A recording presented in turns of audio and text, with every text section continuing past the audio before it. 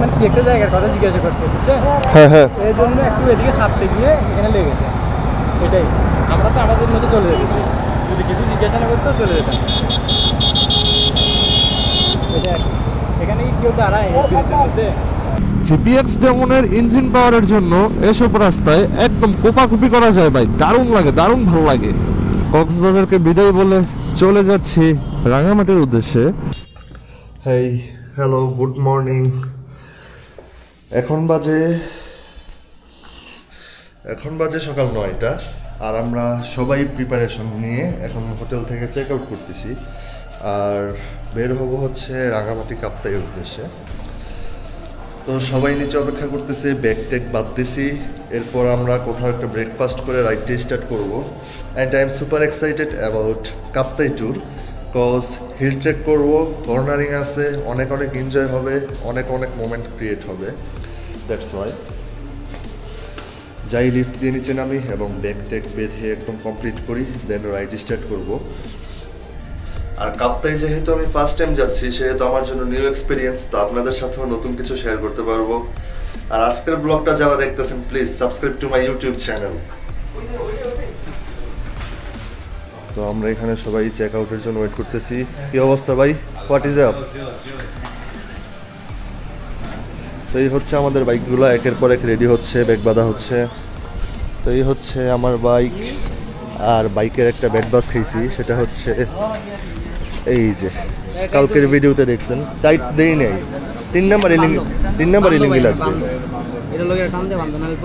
আমি টেপ খুঁজতেছি, টেপ মারবো, নয়তো সামনে গ্যারেজ দেখলে গ্যারেজ থেকে ঠিক করতে হইব।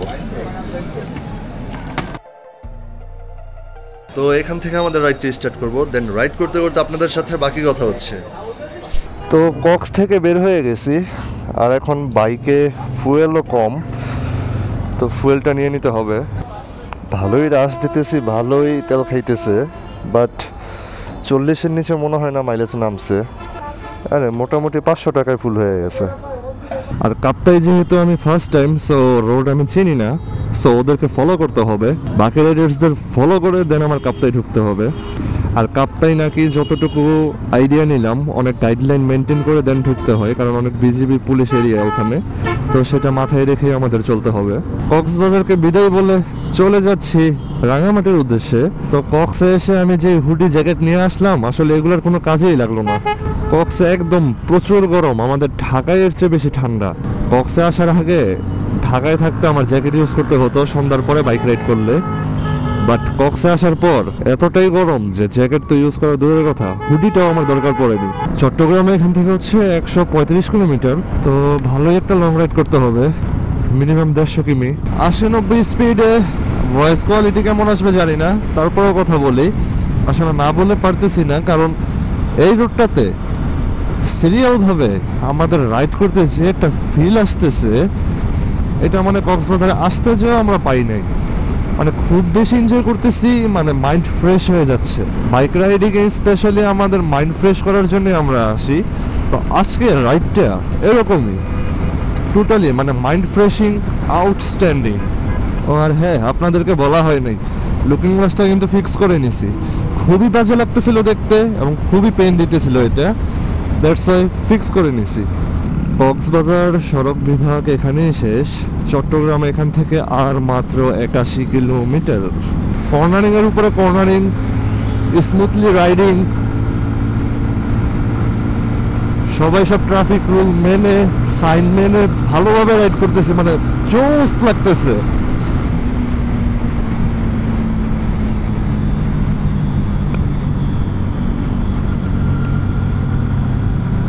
জোস একটা রাইড দিলাম সবাই, মানে রাস্তাটা এত সুন্দর, এত জোস ভাবে রাইড করা যাচ্ছে।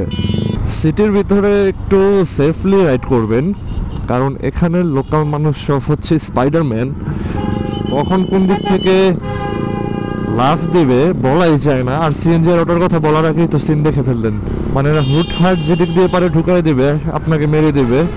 সো কেয়ারফুলি থাকতে হবে আপনার, যাতে আপনি মারাটা না খান। আরো একটা জোস রোড পাওয়া গেছে, জোস ওয়েদার, জোস রোড, কি একটা ভিউ আসতেছে, আনবিলিভেবল, জোস। ভাই এসব রোডের মধ্যে জিপিএক্স ডেমন নিয়ে যে কি একটা মজা লাগে, কারণ এর ইঞ্জিন পাওয়ারটা অমায়িক। এর ইঞ্জিন পাওয়ারের জন্য এসব রাস্তার সাথে একদম অ্যাটাচ হওয়া যায়। জিপিএক্স ডেমনের ইঞ্জিন পাওয়ারের জন্য এসব রাস্তায় একদম কোপাকুপি করা যায় ভাই, দারুণ লাগে, দারুণ ভালো লাগে। চট্টগ্রাম আর 26 কিলো।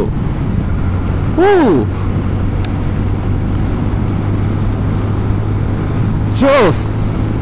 এদিকে সিটিতে ঢুকলে কেয়ারফুলি রাইড করতে হয়, কারণ কখন কোন দিক থেকে গাড়ি এসে মেরে দেয় বলা যায় না। ছোট ছোট গাড়িগুলো খুব ডিস্টার্ব করে এই রোডে। বাট ভাই বাদ দেন এগুলো, ভাই জিপিএক্স যেমন মজা লাগতেছে এই রোডের মধ্যে রাইড করতে।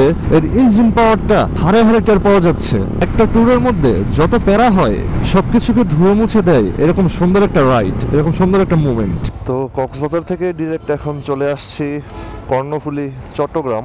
এখান থেকে যাব হচ্ছে কাপ্তাইয়ের উদ্দেশ্যে। তো শরীর একদম ব্যথা হয়ে গেছে, হাতটা জমে গেছে। এখন একটু রেস্ট নিতে হবে, একটু ব্রেক দিয়ে চা কফি খেয়ে দেন আবার এখান থেকে রাইডটা স্টার্ট করব। তো চট্টগ্রাম থেকে এখন ডিরেক্ট চলে যাচ্ছি কাপ্তাইয়ের দিকে, কারণ বেশি ব্রেক হয়ে যাচ্ছে।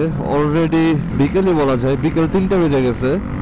তো আমরা এখনো কাপ্তাই ঢুকতে পারিনি, আর কালকে আমরা ঢাকায় ব্যাক করব। তাড়াতাড়ি যাওয়া দরকার, কারণ বিকেলের মোমেন্ট যদি কাপ্তাইতে না স্পেন্ড করতে পারি তাহলে কাপ্তাই যাওয়াটাই বৃথা হয়ে যাবে।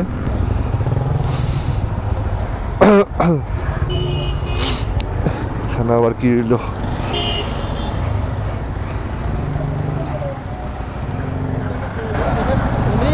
মানে কি একটা জায়গার কথা জিজ্ঞাসা করছে, বুঝছেন? হ্যাঁ হ্যাঁ, এই জন্য একটু এদিকে ছাড়তে গিয়ে এখানে লেগেছে। এটাই, আমরা তো আমাদের মতো চলে যেতেছি, যদি কিছু জিজ্ঞাসা না করতেও চলে যেতাম। এটা এখানে কি কেউ দাঁড়ায় ব্রিজের মধ্যে চলে যায় না?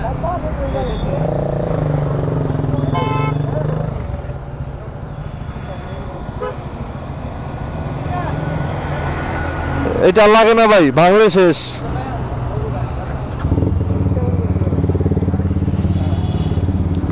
স্কোয়াড পুরো উলটপালট হয়ে গেছে, এক একজন এক এক রাস্তা দিয়ে ঢুকছে। এটা কোনো হইলো? ট্রাফিকে পড়লে কেউ যদি কাউরে না নিয়ে চলে যায় তাইলে তো এটা হইলো না। খুদাই 2বার ঘুরলাম এই জায়গাটায়। কাপ্তাই মোটামুটি আর 50 কিলোমিটারের মতো আছে। তো গ্রুপ এক একজন এক একদিকে ভাগ হয়ে গেছে। আমরা মনে হয় 5টার মতো বাইক একসাথে আছি, বাকিরা আরেক সাইডে আছে, আবার আরেক গ্রুপ আরেক সাইডে আছে। মানে পুরো স্কোয়াডটা এক একজন এক এক দিক দিয়ে কাপ্তাই যাইতেছি। এখন এই রোডটা হচ্ছে আমার কাছে টোটালি নিউ। আমি যে রোড নিয়ে গেছি বলবো সেটারও কোনো ওয়ে নেই। রোডের ভিউটা কিন্তু খুবই জোস। প্যারা নিরাময় করার জন্য এরকম ভিউ যথেষ্ট। এই তো মাঝে মাঝে রাইডের মধ্যে প্যারা লাগে, তো সেই প্যারা দূর করার জন্য এরকম একটা ভিউ এনাফ। এত সিএনজি কেন ভাই, চাক লাগিয়ে আছে। এই রোডটাতে ঢোকার পর থেকে সিএনজির চাপে চ্যাপটা হয়ে যেতেছি ভাই। তো এই হচ্ছে চট্টগ্রাম বিশ্ববিদ্যালয়, CUET চুয়েট। কাপ্তাই হচ্ছে 30 কিলো, আর আমাদের যে রিসোর্ট আছে ওটা হচ্ছে আরো 10 কিলো। চুয়েট ইউনিভার্সিটি মানে চট্টগ্রাম ইউনিভার্সিটি, এটা কখন আমার দেখার সুযোগ হয় নাই, ফার্স্ট টাইম। ওয়াও। তো অন্য রোড দিয়ে এসে ভালোই হলো, নতুন একটা কিছু দেখার পেয়ে গেলাম। পাহাড়ি রোড মনে হয় শুরু হইলো। ওয়েদারটা যখন একটু ঠান্ডা হয়ে যায় তখন রাইড করার মধ্যে কেমন জানি একটা সতেজতা ফিরে আসে। এতক্ষণ রাইডটা অনেক বেশি ফাউল লাগার পরে এখন রাইডটা খুবই জোস লাগতেছে। হাই রে, বলতে বলতে আবার সিটিতে চলে আসছি। আবার কি জ্যাম ঠেলতে হবে? জ্যাম লাগিস না মামা, জ্যাম লাগিস না, বেরিয়ে যাই। ভাই অনেক খুশি হইলাম ভাই আপনার দেখা পাইয়া।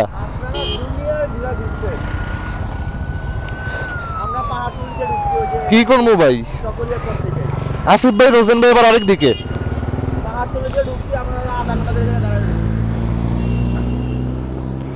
আপনারা প্রচুর ঘুরে ঘুরছেন। আর যদি ওই যে ম্যাপটা আপনারা দেখালাম না, আমি চকরিয়া দাঁড়ায় যে ভাই সামনে থেকে সামনে ওই দিকে গেলে এতক্ষণ আর 2 ঘন্টা আগে পৌঁছে যাবে এই জায়গায়। এই ঠিক এই বরাবর স্কোয়াডটা ভাঙলো কেন? খুব বেশি বিরক্ত লাগতেছে ভাই।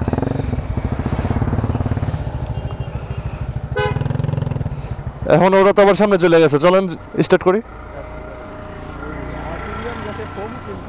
আচ্ছা আচ্ছা আচ্ছা, পাশা ব্যথা করতেছে। পুরো স্কোয়াড ভেঙে যাওয়ার পর এখন সবাই আবার একসাথে হয়েছি। আর এটা হচ্ছে দক্ষিণ ঘাটচেক না, দক্ষিণ ঘাটচেক চৌরাস্তা মাথা, রাঙ্গুনিয়া পৌর এলাকা, চট্টগ্রাম। তো আমাদের ফুল স্কোয়াড এখন ব্যাক করছে, আমরা সবাই এখন একসাথে আছি, আর এই বাকি 30 কিলোমিটার আমরা একসাথে রাইড করব। সো এখানে কিছু নাস্তা টাস্তা করে নিছি, আসলে আশেপাশে কোনো হেভি খাবারের জায়গা নাই, দ্যাটস ওয়াই ফাস্ট ফুড খেয়ে নিছি। সময়ও মোটামুটি বিকাল শেষ, আরও আস্তে আস্তে কমে যাচ্ছে, তো খাবার খেয়ে নেওয়া দরকার ছিল, দ্যাটস ওয়াই খেয়ে নিছি। আর যে পরিমাণ টাইম লাগছে আমাদের রাস্তা না চেনার কারণে, আমরা বান্দরবন ঘুরে দেন আমরা কাপ্তাইতে ঢুকতে পারতাম, এখন অনেক বেশি লেট হয়ে গেছে। এই রোডে প্রতি কিলোমিটার পার হতে প্রতি 2 কিলোমিটার লাগে 10 মিনিট কইরা। আমার ইচ্ছে ছিল একটু দিন থাকতে থাকতে কাপ্তাই যাব, যেন কাপ্তাইয়ের যে মেন পরিবেশটা আছে, যে ভিউটা আছে, এটা যাতে দেখতে পারি। তো সেটা মনে হয় না আর সম্ভব হবে, কারণ সূর্য অলরেডি নেমে গেছে। ক্যামেরাটা অন করলাম আপনাদেরকে একটা জিনিস দেখানোর জন্য। আশেপাশে কি এগুলো দেখতে পাচ্ছেন? ধান ক্ষেত।